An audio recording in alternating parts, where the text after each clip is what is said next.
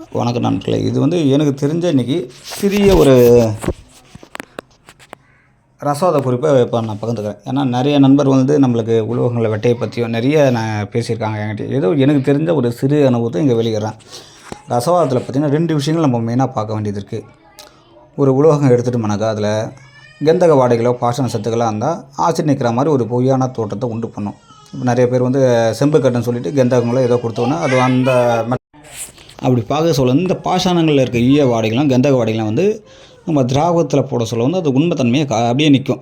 நம்ம இதை என்னன்னாக்கா நிறைய பேர் ஆசிட் நிற்குதுன்றது ஒரு நம்பிக்கையான கருத்தாக இருக்குது. இது மருந்துக்கு ஓகே.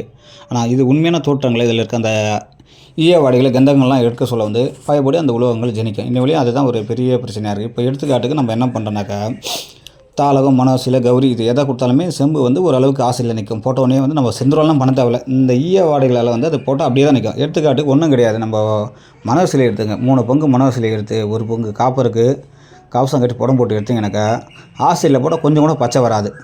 அப்போ இது உண்மையாகவே ஆசிட்டுக்கு நிற்குது ப்ரூஃப் ஆகிடுச்சுன்றலாம் கிடையாது. அந்த பாஷாணத்தால் தான் இது அப்படி நிற்குது. அப்போ இந்த திருப்பியும் இதில் செம்பு இருக்கா இல்லைன்னு தெரிஞ்சுக்கலான்னு பார்த்தாக்கா இதை திருப்பியும் நம்ம வெடிப்பு திராவத்தை அரைக்கணும். வீரம் கற்பூரம்லாம் சேர்த்து அரிசி புடம் போட சொல்ல இது ஒரு செந்தர் பாம்புக்கு வரும் முதல் ஸ்டெப்பு.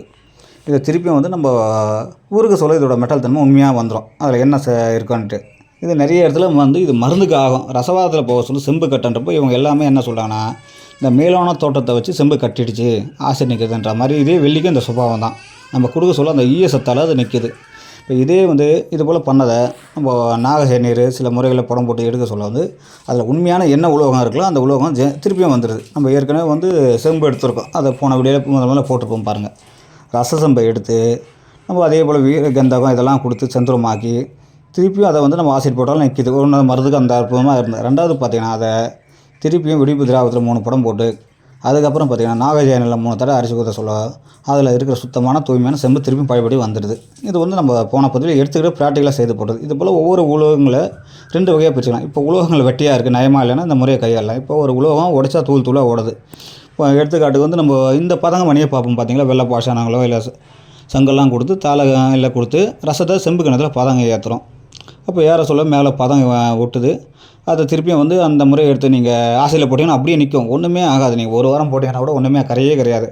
உடச்சா தூளாக ஓடும். இது உலோக வெட்டையாக இருக்குது. அப்போ நான் சொன்ன காரணமும் அதில் இருக்க ஆர்சனிக் மெட்டல் ஏறி இதில் வெட்டையாக இருக்குது. இப்போ இதை திருப்பி இதில் உண்மையாகவே ஆசிட் ப்ரூஃப் பண்ணுறப்போ ஒரு சின்ன எளிமையான பரிசோதனையை பார்க்கலாம். என்ன பண்ணுறனாக்கா அந்த மணியை எடுத்து திருப்பியும் கந்தங்கள்லாம் கொடுத்து வெட்டையாக்கிறோம். திருப்பியும் நல்லா நயமாக வெட்டையாக்கி திருப்பியும் வெடிப்பு ஜெயநீர் விட்டு அரைச்சி இல்லை திராவகம் விட்டு அரைச்சி 3 புடம் போடுறோம். வெடிப்பு திராவகத்தில் 3 புடம் போட்டு எடுத்துகிட்டு திருப்பியும் நாகஜேநீர் விட்டு அரைக்கிறோம். நம்ம நாகஜேநீர் போன பதிவில் போட்டிருக்கோம். இல்லை அடுத்த பதிவில் போடுறோம். இல்லைன்னா இதிலேயே சொல்கிறேன் பாருங்கள். நாகம் 1 பழம்னா ரசம் 2 பழம் சேர்த்துக்கலாம். 1/4 பழம் வீரம் சேர்த்து சுட்டு அரைக்கணும். அரைச்சி அதில் நீரெல்லாம் தனியாக எடுத்துக்கணும். திருப்பியும் வீரம் இது போல் 3 தடவை சேர்த்து அரைச்சி தனியாக எடுத்துக்கணும். இது ஒரு பக்கம். இந்த நீரம் பயன்படுத்தலாம். ரெண்டாவது இப்போ மேலே இருக்கிற அந்த ரசப்புட்டுன்னு சொல்லுவாங்க. நாகரசம் சேர்ந்த கலவை இதை நம்ம வடித்த திராவகத்தில் போடணும். நல்லா திராவகம் காரமாக இருந்தோன்னா கொஞ்சம் கொஞ்சமாக போட சொல்ல இதெல்லாம் கரைச்சி எல்லாமே நீராக மாறிடும். தழுக்கு இல்லாமல் நீராகணும்.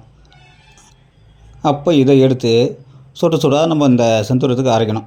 வெட்டையாக்கி வச்சுருக்கிறத விட்டு அரைக்க வச்சு வெள்ளத்தடி காய வச்சு திருப்பி போடணும். இது போல் 3 தடவை போட்டு 3ஆவது தடவை 1/4 பங்கு வெங்காயம் சேர்த்தணும். இப்போ 100 கிராம் மெட்டல் இருக்குன்னா 25 கிராம் பொரிச்ச வெங்காயம் சேர்த்து நாகஜேனை விட்டு அரைச்சி மூசல் வச்சு போதுனா அதில் இருக்கிற உலோகங்கள் உருகி நயமாக இருக்கும். நம்ம கம்பி தட்டலாம் அந்த வெட்டத்தன்மையே இல்லாமல் அதில் இருக்குது என்ன உலோகமோ அந்த உலோகமாக வரும். இது எளிமையான ஆய்வு. நான் பல தடவை பண்ணது. நீங்கள் ஏதாவது இதில் குறை இருந்தாலும் நீங்கள் திருத்தி பண்ணிங்க. இது என்னோடய அனுபவ முறை. ஏன்னா இன்றைக்கி நிறைய அந்த வெட்டை எடுக்கிறத பற்றி தான் தெரியல. உடைச்சா தூளாக எப்படியாப்பட்ட உலோகங்களை தங்கமே வெட்டையானாலும் சரி இந்த முறையில் பண்ணலாம். சில மூலிகை உரங்களை உருக்கி சாய்க்க சொல்ல அது நயமாகுது. அதை பதிவுகள்லாம் பின்வரும் காலத்தில் பார்க்கலாம். இது ரொம்ப நான் செய்த அனுபவம். எந்த உலோகம் எவ்வளோ வெட்டியாக இருந்தாலும் இந்த முறையை கையால் சொல்ல நாகஜேனியில் அரைச்சி புடம் போட சொல்ல உலோகம் நயமாக தான் வரும். அதுவும் அது என்ன உலோகமாக இருக்குதோ அதுதான் வரும். இப்போ நீங்கள் அதில் செம்பாக இருந்தால் செம்பு தான் வரும். வெள்ளியாக இருந்தால் வெள்ளி தான் வரும். இது ஆய்வுக்கு சின்ன பதிவு. அவங்க அனுபவத்தில் தெரிஞ்சுங்க என்ன ஏதுன்னுட்டு. நன்றி, வணக்கம்.